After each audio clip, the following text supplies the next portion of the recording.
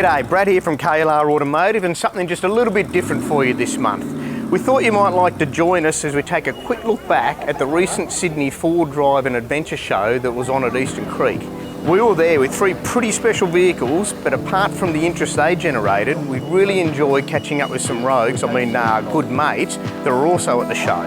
So if you didn't make it, then sit back and enjoy this short little walk around with us.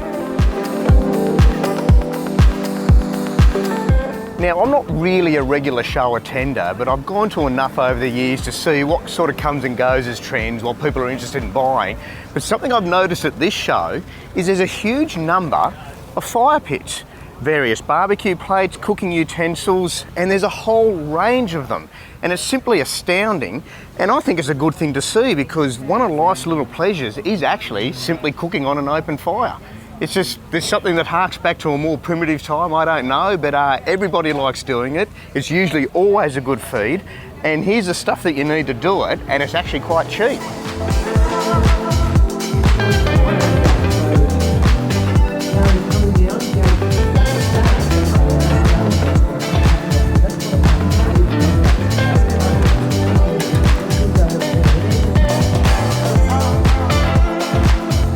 One of the great things about these shows, you never know who you're actually going to bump into.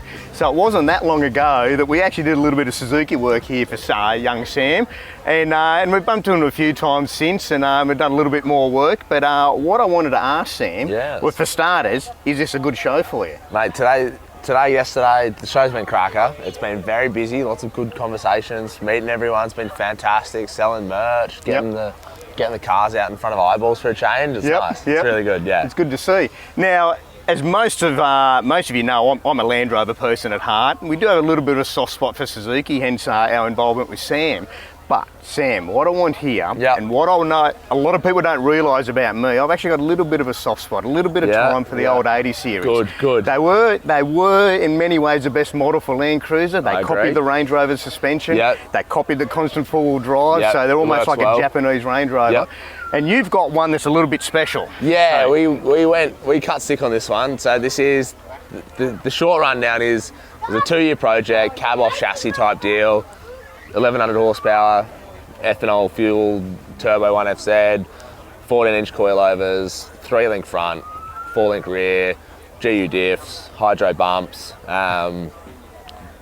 custom trim interior. Yeah, look, everything that we could replace, upgrade, change, and muck with, we did. And what's it like to use as a daily driver? It's really horrific. I can't recommend not doing this more, you know what I mean? Would you do it again?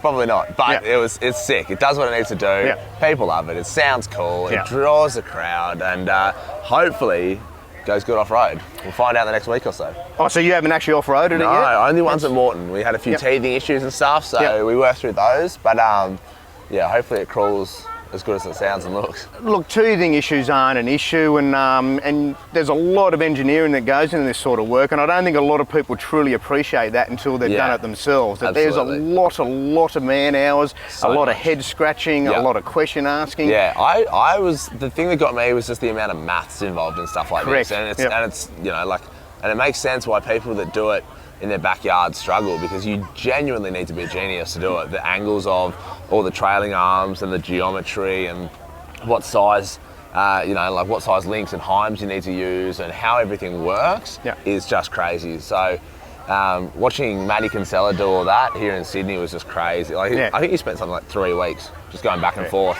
in a program, crunching the numbers, doing maths, angles, until we got it right. It doesn't surprise me at all. And when you go over to the ultimate crawlers, I think they are over there, very, very similar scenario. Exactly like the simple maths and geometry that's gone into that. It's insanity. It's fantastic. It's now, crazy. there's just one thing I want to show. Just come over here.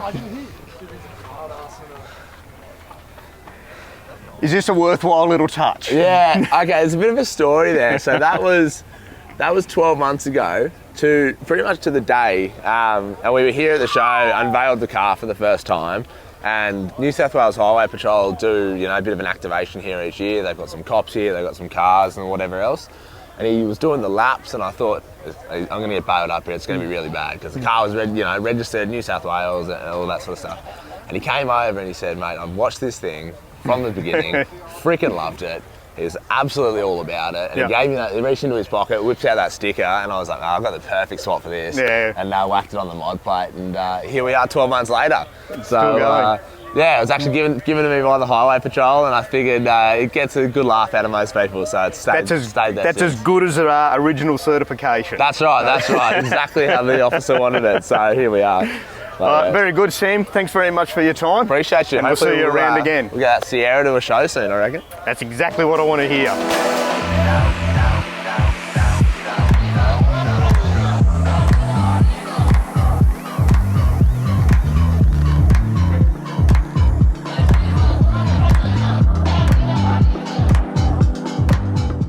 Now, I did reveal over there when we were talking to Sam that I've got a little bit of a soft spot for the 80 series, and I'm about to reveal something else that maybe a Land Rover mechanic shouldn't, but I actually own a Daihatsu Feroza. I have it on historic rego. I just like it because I got it cheap. It's a fun little thing to drive, but to be honest, I trail it around most of the time, and I just happened to be walking past here and I saw these guys. They offer a strap that I've actually been looking for a little while.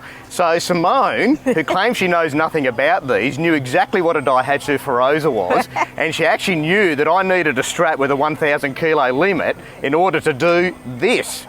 So am I right, Simone? Yes, you are. Yeah. Yep, we've got the straps for you. Yeah. Where are you based? We're in Castle Hill. Oh, that's very local. Next year, 30 years. 30 years of Yep. making it. Made here in Australia. Why have I never heard of you before?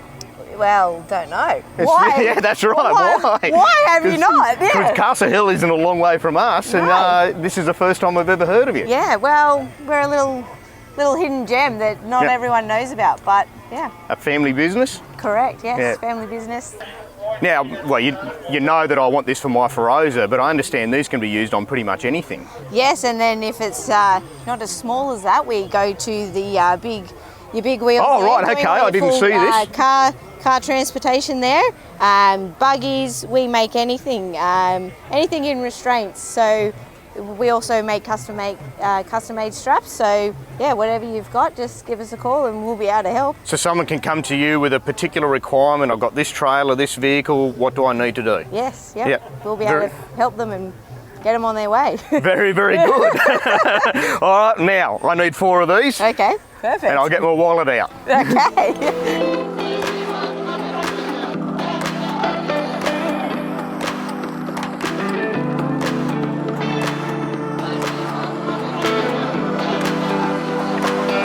G'day, Ruben. It's actually good to see you again here. G'day, Brad, mate. So I was just walking past and I just saw your little Jimny that you set up here, and it was actually a little bit of a double take moment for me because at first glance I thought, oh, Jimny, and then I had another look. What's on the back of that? That's not Jimny. So what have you actually done here? My daughter goes, I'd really love a Jimny. So we got hunting around for one that had damage as well. Bought this one with a smashed rear end, chopped it, okay, put 300 in the chassis, built our little XTR tray, and we just shrunk it and just made like a mini super tourer. That's, and it looks simply great. Did you have any dramas engineering it, like any issues with GVM or anything like that? No, because that's our specialty, and chopping vehicles is our specialty as well. So, you know, this was just a no-brainer, and it's just a super cool rig now. Well, it looks fantastic, and I've got to ask you, how does it drive with a longer wheelbase? So much better. Yeah. So much better. And especially for Hannah, learning to wheel, up some pretty gnarly terrain. In the little short wheelbases, they can get a little bit tippy. Yeah. In this, is just a little bit more safer. Yeah. Yeah. And we actually just finished a trip to Western Australia, and Hannah lived out of this for 3 months. So that little tent on the roof, up and down every day, cooked, everything. It's just absolutely amazing. And one thing I really like about it is that it's big enough. It's actually all you need. And it's actually one of the reasons we've started bringing in some stuff for Jimny from one of our Italian suppliers, Raptor, and it's really taking off because these vehicles have a very, very strong following. Well, they absolutely do. So you guys bringing that in is going to be absolutely a game changer for everyone in the Jimny community. But it's great to see people doing this sort of thing, Ruben, and thanks very much. No worries, mate. We'll Thanks see for you stopping around the by. traps. Cheers, mate.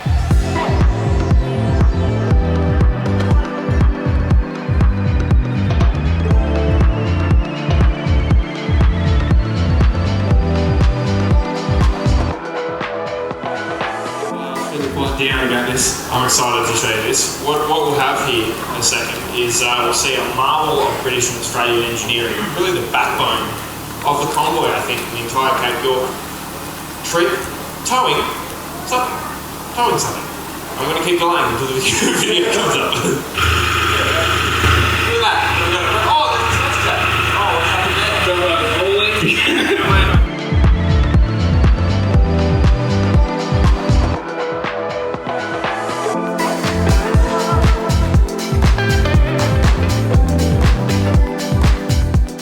Well, I was just minding my business on our stand here, and who should come wandering past but Jock, and some of you might recognise him. Closet Land Rover fan, mate. No thanks to you guys. But, wow, this is one thing I wanted to talk about. So, as some of you would know, Jock's just taken the young veterans Parenti to Cape York and back. We did a little bit of prep work on that for them, but from what I understand, Jock, that was a little bit successful. It was, yeah. The Parenti went really well, and of course, as you mentioned, we're auctioning the vehicle off for charity. Yep. With all the proceeds going to young veterans, and couldn't have been done without the team at KLR getting it sorted. So no, thank you for making sure that vehicle got there and got home. Yeah, we just did what we normally do. It's good service and good reliability. But we've actually done something else for you, and I don't know if this is a secret or not. But not quite. Let's just put it this way. I think the Land Rover bug has kind of bitten a little bit, which I'm in trouble about. I've already been buying parts from people off marketplace for another car I got. So yeah, so well, actually most of you probably don't know yet, but we've done a little bit more work for Jock on another Land Rover vehicle. So I'm starting to think now's the time that we can officially say that Jock, you might be a Land Rover man. Maybe, mate, maybe. But no, I'm excited. They've been fantastic vehicles, and yeah, thanks for all your hard work and everything you've done for the Parenti. No, there's no dramas at all. Has it actually been a good show for you here? Yeah, mate, it's busy. Lots of great people to meet and some cool cars to check out, and it's good to see you guys here as well with a couple of one-of-a-kind vehicles like this one. Yep. Pretty epic. Yeah, very good. Thanks for stopping by, Jock. Cheers, mate. Good on you. We'll see you around.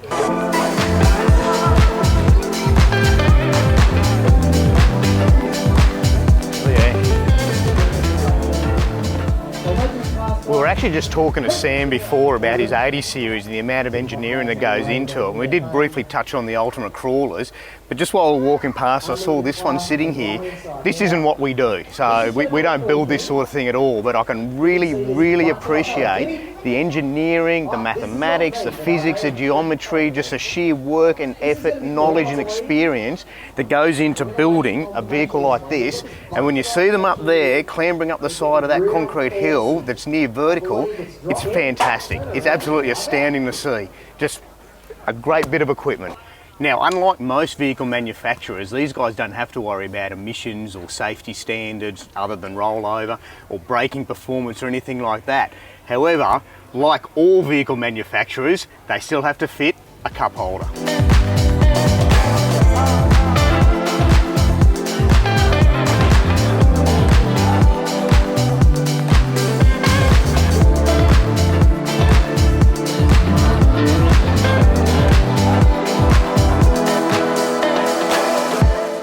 Well, Jeff, it's been a great couple of days, actually 3 or 4 days, soaking up all things four-wheel drive, but specifically all things Land Rover.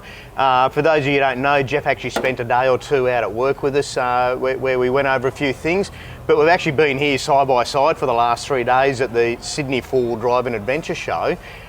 Talking, actually, funnily enough, all things Land Rover. And we've even done a little ignition service on the Series 3 for KLR too, which has been nice to give a few spare parts back to KLR, you know, keep the goodwill going, you know. And it's typical of Land Rover style where they just need a little bit of work along the way just to get you home again. So we've got the true, authentic experience there.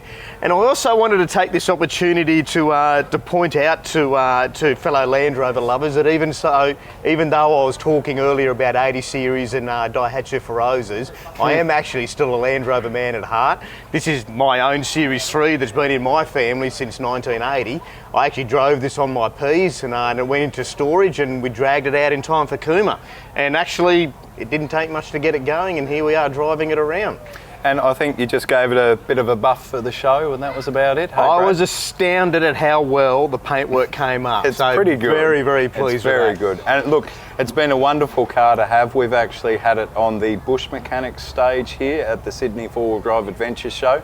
And this has actually been one of our demo cars and we actually had you start it up. How did we get you to start it up, Brad? Well, it's a little bit of a novelty actually for a lot of people in the audience, but pretty much you just wrap a snatch strap around the back wheel and run off with it and bang, away she goes. Let's go.